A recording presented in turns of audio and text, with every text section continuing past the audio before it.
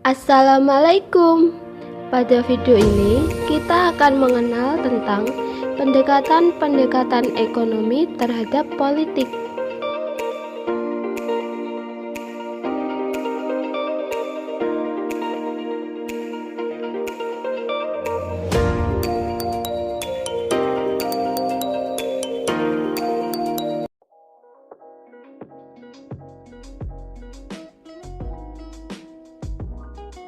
Untuk mengawali bab ini, terdapat dua definisi dari ilmu ekonomi.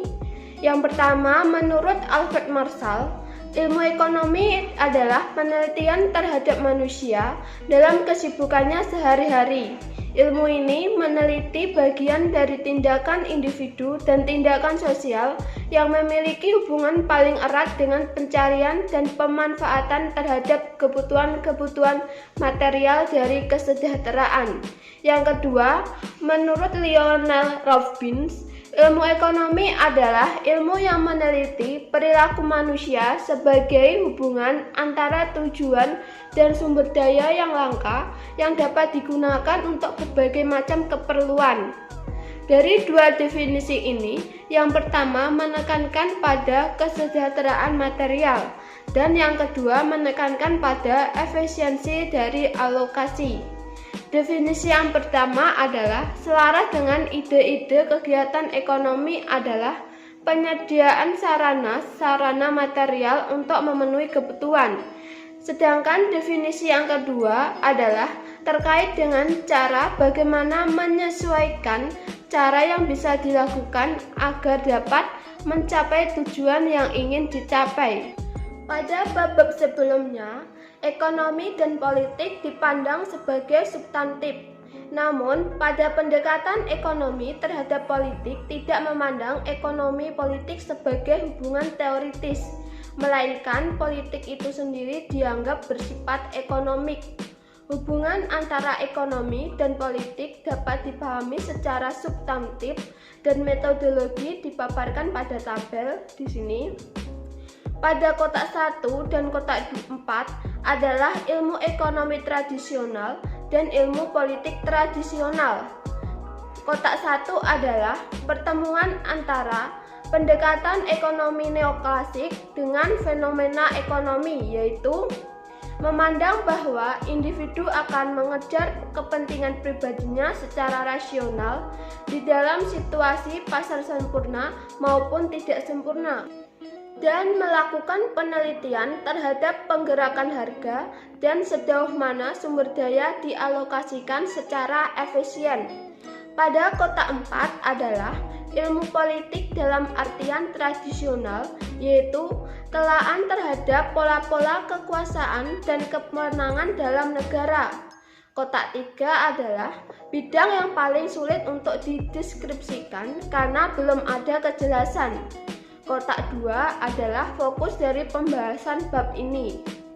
Dalam pendekatan ekonomi terhadap politik, ini bahwa ekonomi politik berarti penerapan penalaran ekonomi terhadap proses-proses politik. Dalam subbab ini akan dipaparkan jika contoh pendekatan ini yaitu teori pilihan publik, analisis ekonomi terhadap kebijakan, dan analisis ekonomi terhadap institusi politik.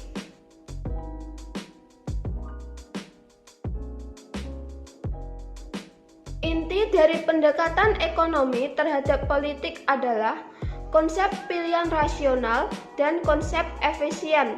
Pendekatan ekonomi dipahami dengan cara bermacam-macam, yaitu ada yang memandang bahwa pendekatan ekonomi adalah konsep kegunaan subjektif, upaya memenuhi kepentingan pribadi secara rasional, biaya, kelangkaan, analisis marginal, ekuilibrium parsial, ekuilibrium umum, dan efisien alokasi. Semua konsep ini dapat disatukan menjadi kerangka yang koheren. Pilihan harus dibuat oleh individu karena adanya kelangkaan sumber daya. Ketika individu membuat pilihan, maka individu harus menanggung biaya, paling tidak biaya peluang, biaya kerugian dalam bentuk peluang lain yang tidak jadi. Selanjutnya, rasionalitas, kegunaan, dan efisien memiliki hubungan erat dalam artian bahwa keinginan untuk mendapatkan kegunaan akan mendorong individu untuk melakukan tindakan secara rasional, di mana efisiensi berperan sebagai tolak ukur untuk menentukan sejauh mana individu telah berhasil mencapai tujuan. Konsep yang terkandung dalam membuat pilihan secara rasional dalam kerangka pendekatan neoklasik adalah keinginan atau tujuan, keyakinan, peluang, dan tindakan. Untuk mengetahui bahwa konsep-konsep ini penting bagi penjelasan berbasis pilihan rasional.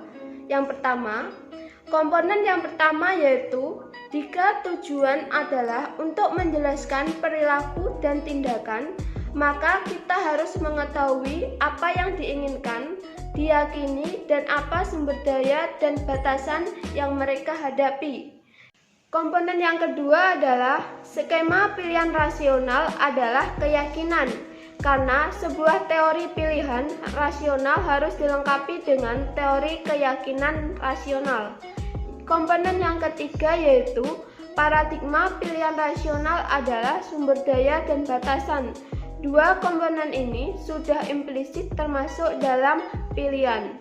Komponen keempat, tindakan itu sendiri, yaitu perilaku yang dilakukan pelaku dan dapat diobservasi serta bisa menunjukkan apa pilihan yang telah dibuat pelaku.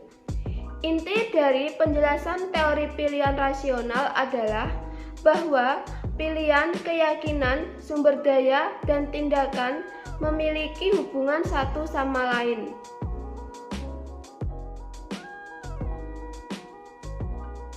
Termasuk penting juga dalam pendekatan ekonomi terhadap politik, karena penalaran ekonomi adalah sebuah hitungan mengenai cara dan tujuan di mana sumber daya yang tersedia tidak dapat memenuhi sebuah tujuan. Maka, metode ekonomi harus disesuaikan dengan kondisi kelangkaan sumber daya ini. Bagi suatu perusahaan, suatu efisiensi yaitu terkait tentang seberapa bisa menggunakan input seperti tanah, tenaga kerja, dan kapital untuk menghasilkan barang dan jasa. Bagi seorang konsumen, suatu efisiensi dilihat dari cara konsumen memanfaatkan seberapa besar dalam suatu batasan. Dan bagi suatu kelompok atau disebut juga dengan distribusi, terkait tentang efisiensi, yakni jika suatu distribusi bisa dianggap lebih baik dari distribusi yang lain, kalau distribusi itu dapat meningkatkan kesejahteraan dari suatu individu tanpa mengurangi kesejahteraan individu lain. Efisiensi juga dapat digunakan sebagai ukuran normatif, seperti halnya dapat digunakan untuk mengukur beberapa pola pilihan distribusi dan alokasi yang berbeda-beda pula. Tetapi, efisiensi tidak bisa digunakan untuk memprediksi atau menjelaskan apapun dan juga tidak menjadi faktor penjelas tentang mengapa para pembuat keputusan mengalokasikan sumber daya dengan beberapa suatu cara.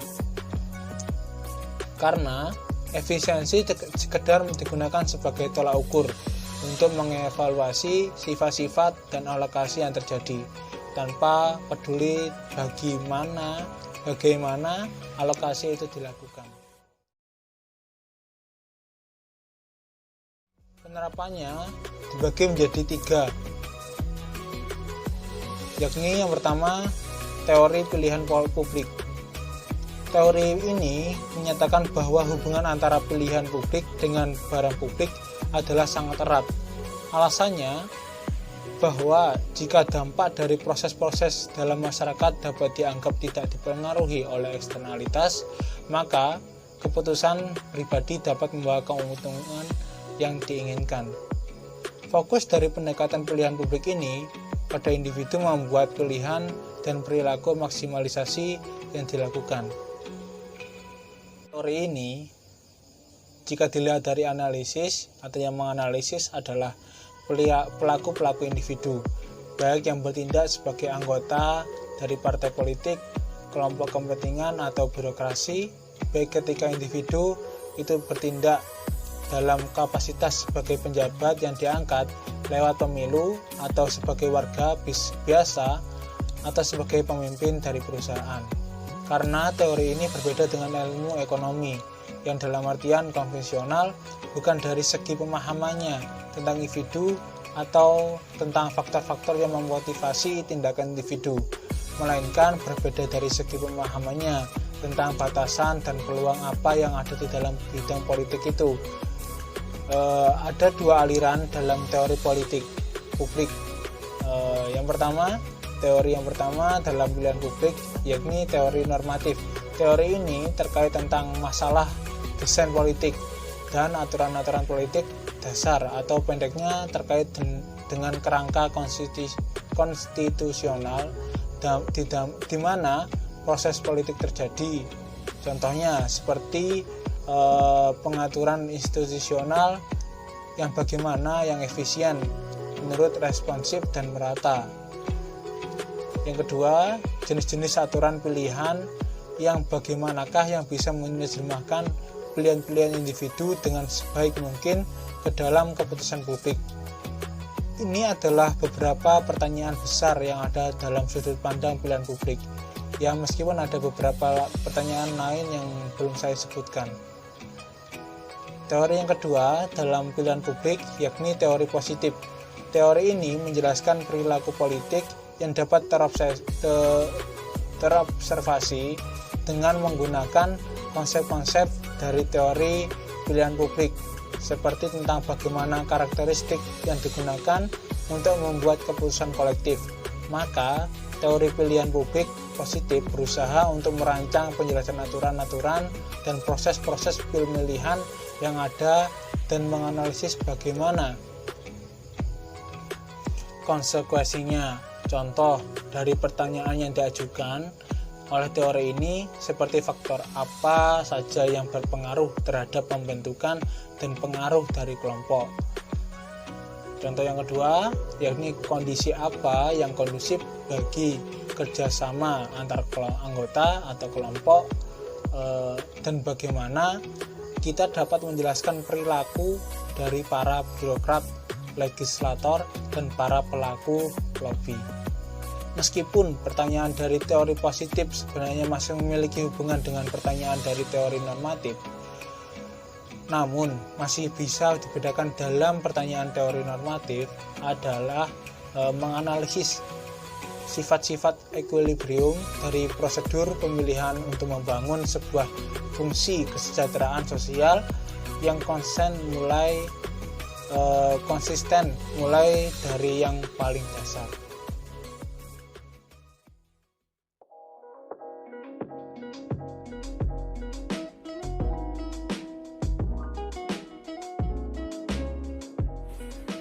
Analisis ekonomi terhadap kebijakan. Perbedaan antara analisis ekonomi terhadap kebijakan dengan teori pilihan publik adalah analisis ekonomi terhadap kebijakan adalah sebuah kegiatan yang diawali setelah tugas-tugas dalam analisis pilihan publik sudah selesai dilakukan atau paling tidak sudah dipastikan dilakukan.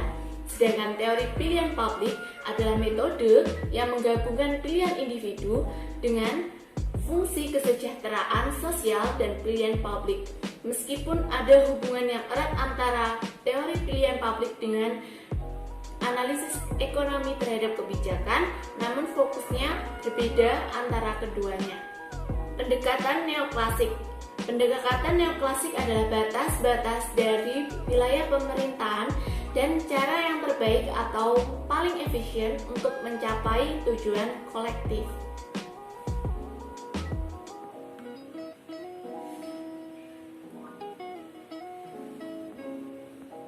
Wilayah dari kegiatan politik, pemisah antara negara dan pasar. Para ekonom berangkat dari individu dan pasar.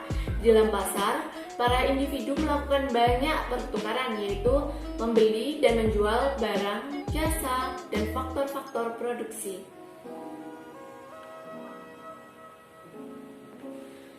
Bentuk termudah dari penentuan batas pemisah antara negara dengan pasar adalah sebagai berikut. Pasar mengalokasikan semua yang ada, bisa ia dialokasikan secara efisien, dan ketika ia gagal, maka barulah pemerintah turun tangan dan menyediakan apa yang tidak dapat tersedia oleh inisiatif pribadi dengan menggunakan tindakan politik. Perspektif ekonomi bisa diterapkan pada pertanyaan-pertanyaan mengenai struktur politik dasar. Prinsip yang pertama adalah bahwa pemerintah harus diorganisir sedemikian rupa sehingga bisa memaksimalkan pertukaran, yaitu memperluas wilayah dari pertukaran yang dilakukan secara pribadi dan sukarela. Biarpun dilakukan di bawah naungan pemerintah, kegiatan pemerintah sampai pada titik tertentu harus memperlihatkan barang-barang yang tidak dapat dibagi yang akan menghambat pilihan individu. Namun harus ada upaya yang dilakukan mendisegrasikan atau membongkar alternatif-alternatif besar menjadi alternatif-alternatif yang lebih kecil ukurannya dan membuat undang-undang sedemikian rupa sehingga koreksi hanya digunakan untuk mengatasi bentuk-bentuk keuntungan yang tidak dapat didistribusikan dan masalah pemboncengan. Prinsip yang kedua dalam penerapan perspektif ekonomi terhadap struktur dasar politik adalah konsep pemufakatan Wesleyan, atau lebih tepatnya kondisi hampir terbentuk pemufakatan di mana ide optimalisi Pareto diterapkan pada bidang politik, dan yang terakhir setelah struktur politik dasar sudah terpasang, barulah para ekonom dapat menelaah tiap-tiap kebijakan secara satu persatu. Seperti yang disampaikan Stocky dan Segwesser, pada ekonom mendekati masalah-masalah kebijakan dengan mengajukan pertanyaan yang sama seperti yang diajukan terhadap pilihan pribadi, yaitu apa yang diinginkan, apa yang bisa didapatkan. Asumsi yang bisa digunakan adalah pilihan eksogen, pilihan yang dibuat individu secara bebas tanpa pengaruh dari pembuat kebijakan. Analisis ekonomi terhadap kebijakan memberikan fokus terhadap individu dalam artian ontologis dan teoristis. Dalam kerangka ini, individu menjadi landasan ontologis. Landasan ontologis yaitu faktor yang menentukan apa saja sifat-sifat dasar dari sebuah fenomena. Sedangkan teoristis adalah institusi dalam struktur politik harus dipahami mulai dari level yang paling dasar, yaitu dipandang sebagai dampak dari kumpulan tindakan yang dilakukan individu yang semuanya sama-sama mementingkan kepentingan sendiri. Analisis ekonomi terhadap kebijakan didasarkan pada konsep kegunaan utility individu, ide pasar tentang kedaulatan konsumen customer sovereignty, kebebasan mutlak dari konsumen untuk membuat pilihan, diterapkan untuk di bidang politik menjadi konsep kedaulatan dari individu-individu yang ada dalam organisasi politik. Metode-metode dalam menelaah kebijakan dalam ekonomi, para ekonom akan lebih cocok dengan metode yang memutuskan perhatian pada efisiensi, karena kebijakan efisiensi dikatakan efektivitas ketika berhasil mencapai tujuannya dengan biaya paling kecil ketika dibandingkan dengan kebijakan-kebijakan lain yang berusaha mencapai tujuan.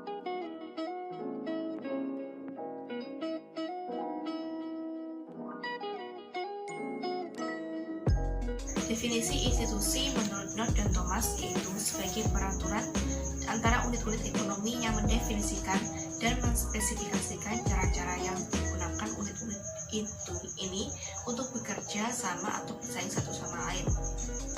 Jika pendekatan ekonomi terhadap institusi bisa dipahami dengan cara membandingkan dengan pendekatan-pendekatan sosiologis, maka mungkin institusi politik akan lebih mudah dipahami jika dibandingkan dengan pasar. Perilaku pasar memandang bahwa individu-individu akan berusaha memenuhi kebutuhan atau kepentingan mereka dalam sebuah konteks di mana ada banyak perilaku lain yang saling mempertukarkan barang yang bisa atau boleh dipertukarkan atau disebut dengan alienable goods. Ada 3 cara untuk memahami hubungan antara pasar dengan institusi. Pertama, yang dipandang sebagai institusi, yaitu pasar bukanlah sekedar sekumpulan individu yang bebas melakukan jual beli tanpa terstruktur, melainkan perekonomian pasar itu sendiri. Kedua, institusi yaitu kalau dalam hal ini aturan dan kesepakatan akan mendefinisikan cakupan dari pertukaran pasar. Ketiga, institusi politik yang tidak hanya berfungsi untuk mengubah pola pola insentif yang mendasari pertukaran pasar. Dalam beberapa tahun terakhir, muncul minat yang lebih besar untuk meneliti institusi. Dari semua ekonom yang meneliti institusi dapat dibagi menjadi dua aliran. Aliran yang pertama memandang bahwa institusi memiliki peran yang penting, tapi memandangnya sebagai faktor-faktor yang terletak di luar model ekonomi. Pada aliran pertama ini, masih dapat dibedakan lagi antara ekonom yang melakukan penelitian secara empiris dengan yang melakukan penelitian secara analitis. Penelitian yang dilakukan oleh Douglas North, Margaret Levy, kemudian Markur Olson, dan Robert Belz dapat dikategorikan termasuk dalam subaliran empiris dari aliran yang pertama ini. Sedangkan dari sekian banyak penelitian yang termasuk dalam subbab aliran analitis, penelitian Ricker, Schofield, kemudian Sapsel dan Wegener adalah yang paling relevan dalam uraian dalam bagian ini. Aliran yang kedua yaitu teori pilihan rasional yang memandang institusi sebagai variabel endogen.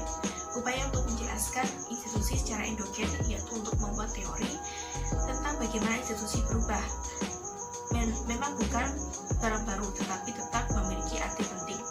Aliran ini adalah sebuah upaya untuk menghidupkan kembali sebuah bidang telaah yang berperan sentral bagi ekonomi politik Marxian.